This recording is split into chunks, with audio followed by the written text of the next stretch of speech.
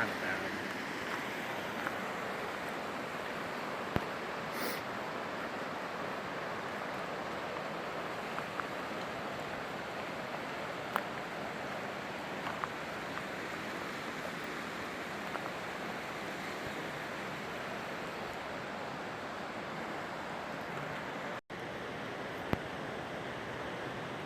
So we are on the Port of Tillamook Bay, also known as the Southern Pacific Tillamook branch. We are between milepost 843, 813 and 814. So we're about 13 and a half, 14 miles west of Cochrane. And this is one of the biggest washouts, which is why this line is not in service anymore. This actually happened in 2007. So even though we've had a lot of rain and snow, this is actually old damage from 10 years ago.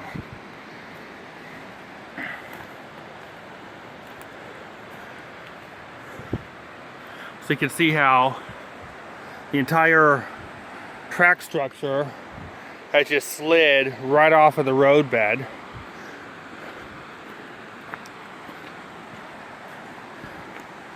And the roadbed, of course, way down there.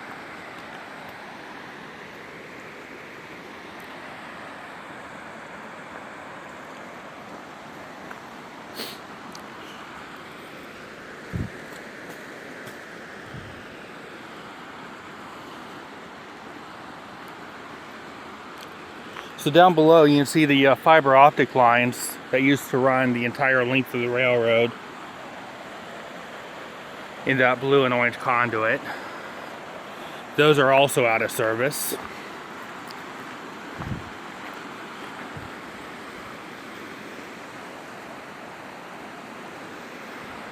So we're just a couple miles compass east of the Salmonberry River bridge at Foss Road. So this is pretty much as far as you can go east from the coastal side of the railroad.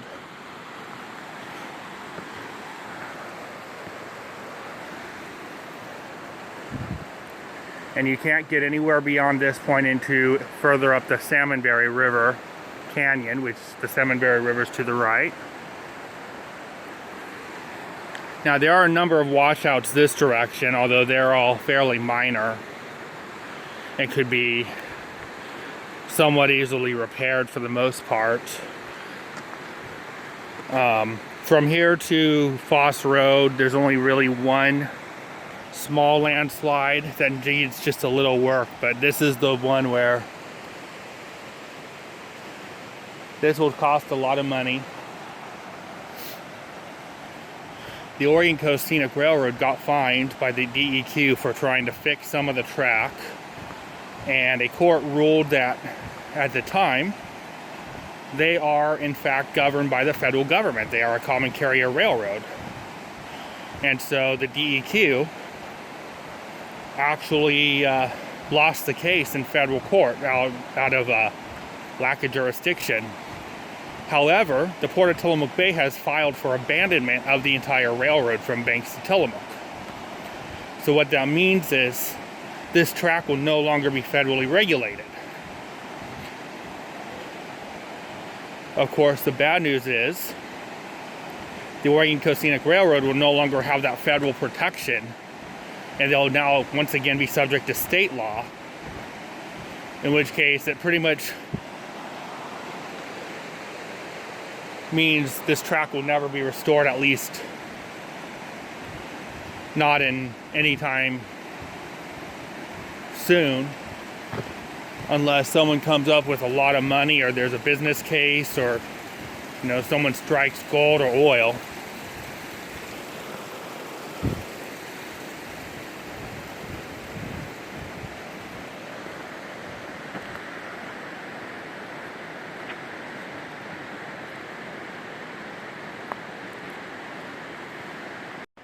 Here's an example of one of the smaller rock slides on the Port of Tillamook Bay.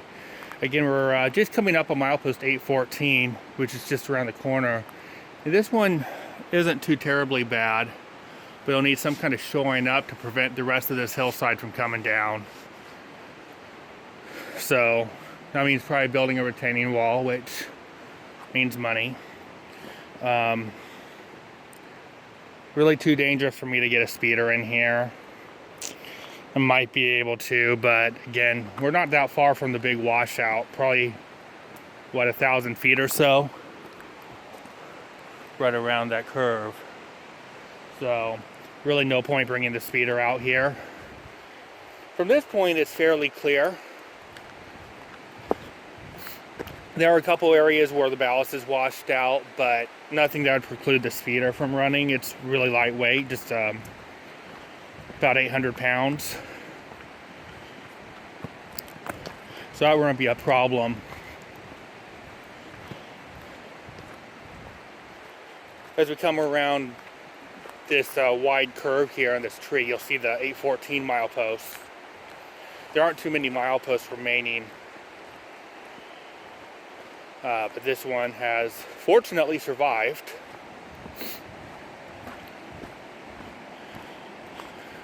Be nice if people who came out here didn't steal. You can see here there's been some ballast washed away. So probably some kind of water coming from over here. A little worse further up here. Again, this is nothing for my speeder, but an SD9 would probably not be too wise here. Looks like someone's done some stream bed restoration some point in the last couple of years.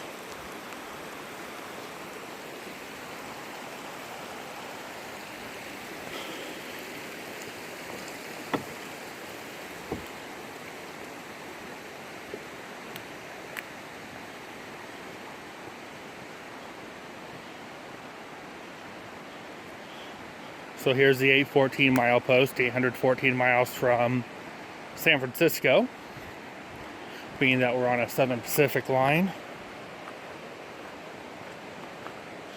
About 35 or so miles from Tillamook. We're 14 miles from the summit at Cochrane, which is milepost 800. About 40 miles from Banks.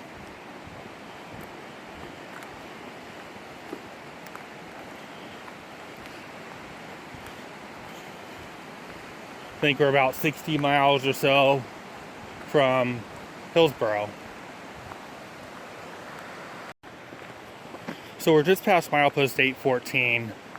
We're coming up on this through truss bridge, milepost, 814.2 or so. This is a crossing of the Salmonberry River, one of many. We'll be crossing it twice today. The next bridge is a deck bridge. This bridge was built in 1922, which is about 10 years after the Pacific Railway Navigation Company built this line. So I don't know, I'll have to look in the Southern Pacific and Oregon book to see what the history of it is. Probably washed out at some point, or some other damage or temporary structure. As we get up to the bridge, we'll see, look a little bit more closely at the bridge.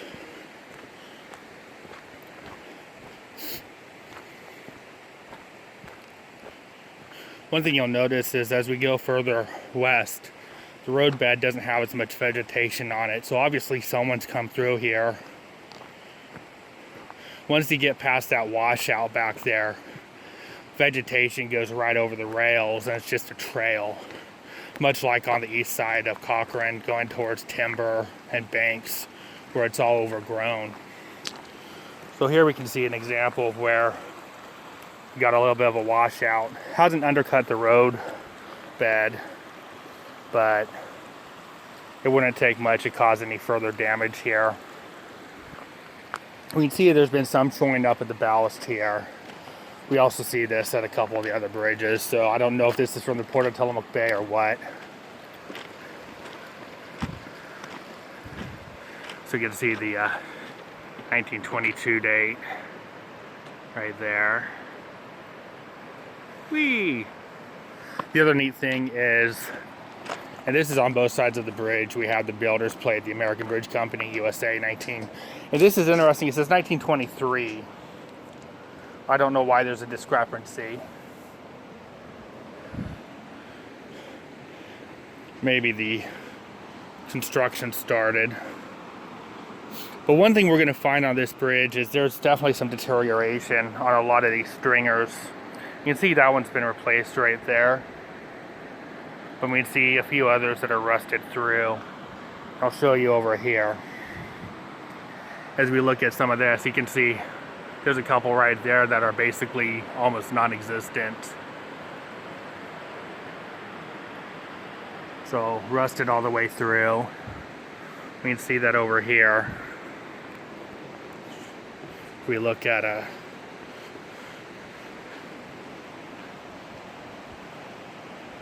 there's one right there, it's rusted all the way through.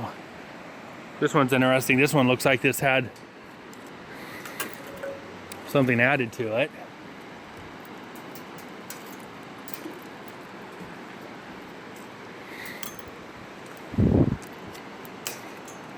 So you can see it's almost just coming apart just by itself.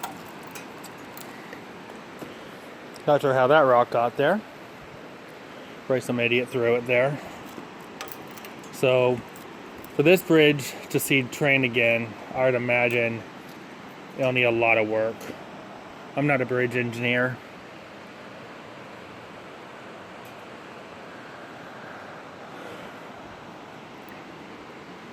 You can see they've done some welding right here. This one doesn't look too terrible. Looks like everything's fairly solid. Walkways are in fairly decent condition. Cable is fairly sturdy.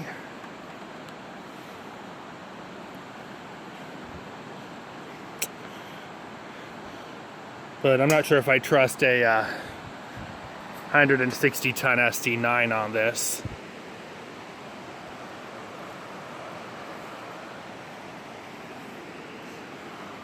Ties and rails seem to be okay.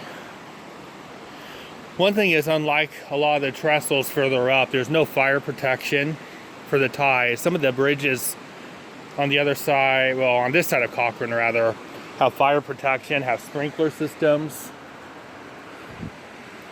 This one doesn't. Still got the impaired side clearance sign.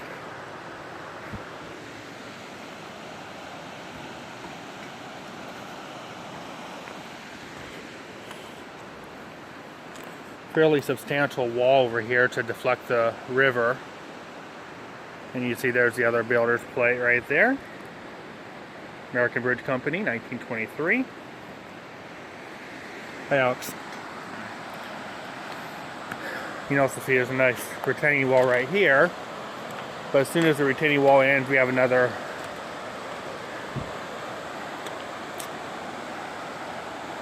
loss of some of the landslide. It looks like someone's tried to fix it. They've tried to dump some riprap.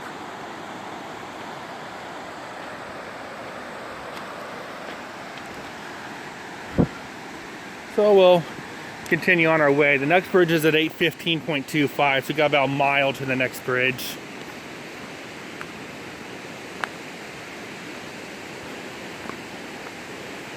Roadbed's fairly decent condition for the next mile or so. Rail hardware's intact.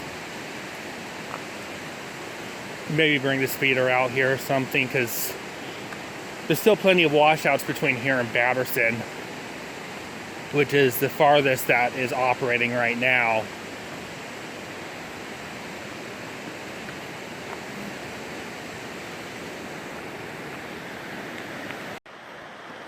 So we're here, we've just passed 815.25. See, there's a nice large cabin on the other side. So we're nearing civilization, coming up on Foss Road. Here's one of the other landslides.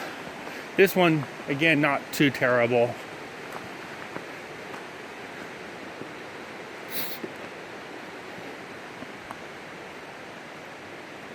would be quite a bit of manual labor, or an excavator could probably do quick work of clearing this up.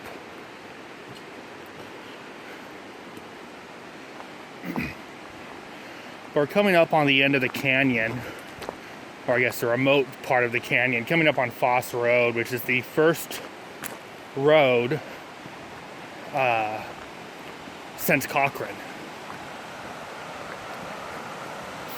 Now this is where a large washout had occurred after 2007. It actually took out the road bridge. They've since repaired it. The railroad was actually cut. There's a couple hundred feet of track completely missing. It has since been repaired. So the track does run through it.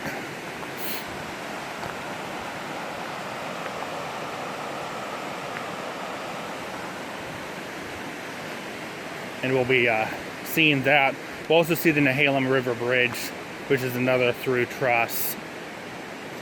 Actually, it should be right around this corner here. We'll make a right, and we'll come up on the road crossing Foss Road and then the Nehalem River.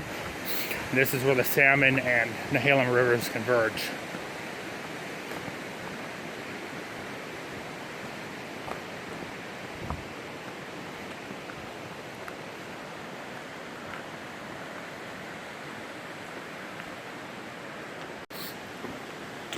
So we're coming up on Foss Road, and as you can see, there's a lot of new ballast here, and you'll see why here in a second. Off to the right, you'll see some shacks that are used for the fiber optic line that runs along here that's right now not doing much of anything. But this track right here is actually new within the last few years, because this is where the Salmonberry Road, or Salmonberry River, washed out. This bridge off to your left, the road bridge, and the railroad track. So as you can see, the bridge is over here, and the railroad track used to go right here. But because the new bridge was built a little bit higher, it was built over here, almost like a shoe fly. So we'll continue over here. We're going to cross the Nehalem River over here. And you'll see the Foss Road bridge over here to the left. Kind of interesting, it's made from laminated wood beams resting on concrete piers.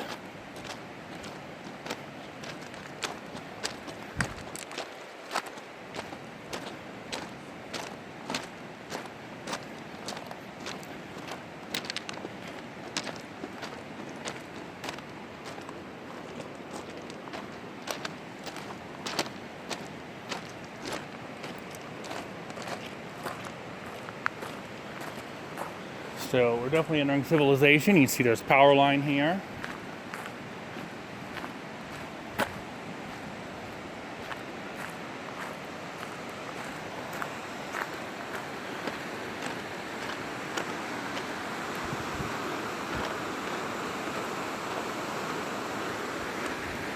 So this is the Salmonberry River here to my left. This is the Nehalem River off to my right, and here's where they converge right below this bridge. So this is effectively as far as the Oregon Coast Scenic Railroad can go. They could go all the way to the washout behind us. They're around milepost between 813 and 814. And I believe they technically have access to the track as far as Enright, which is a few miles into the canyon. Right now, because of more washouts, they actually can't go beyond Batterson, which is about, what, 7-8 miles from here, I believe. So, cross over this bridge. And here we can see the Nehalem River. Nice day today, shockingly enough. This bridge doesn't seem to have as much wear as the other bridge that we saw Definitely can use a paint job, but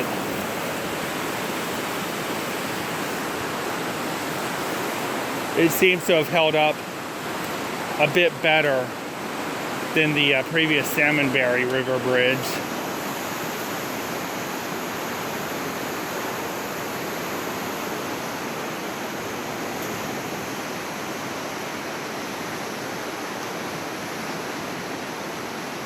And I believe it is the goal of the OCSR, the Oregon Coast Scenic Railroad, to at least get trains running to here. But that's all dependent on the big 5-letter M word.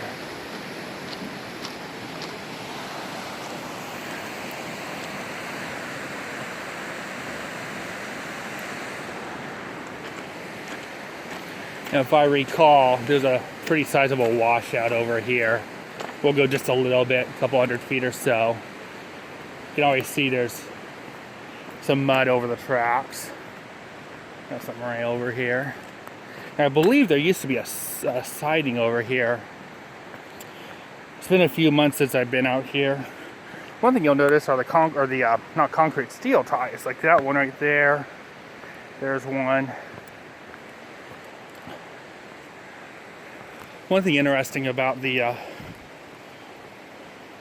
Port of Tillamook Bay, and I believe Southern Pacific actually did it. I believe they were the ones that were testing the steel rails.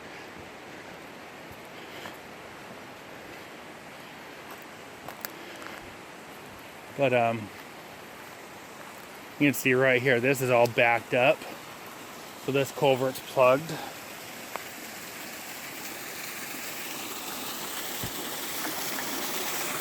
And actually, yeah, there is a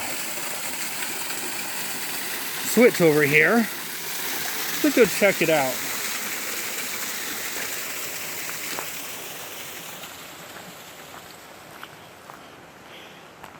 So again, we are now compass west of Foss Road, which is on the other side of the river from us.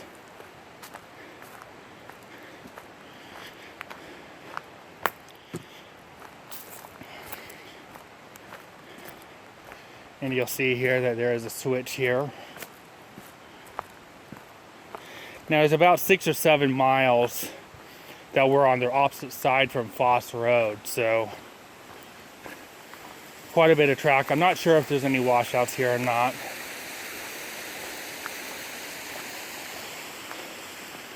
You see here, switch is actually locked, shockingly enough.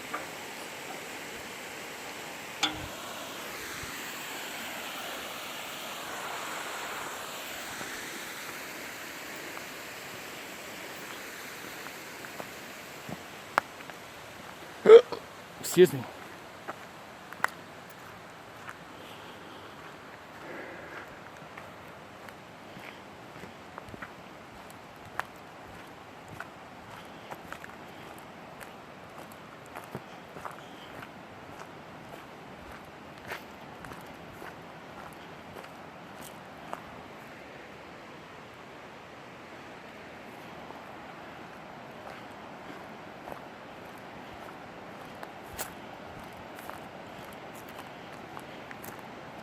So I think we'll just stop here. And we'll explore some more of this next time. We'll head back to Foss Road and call it a day.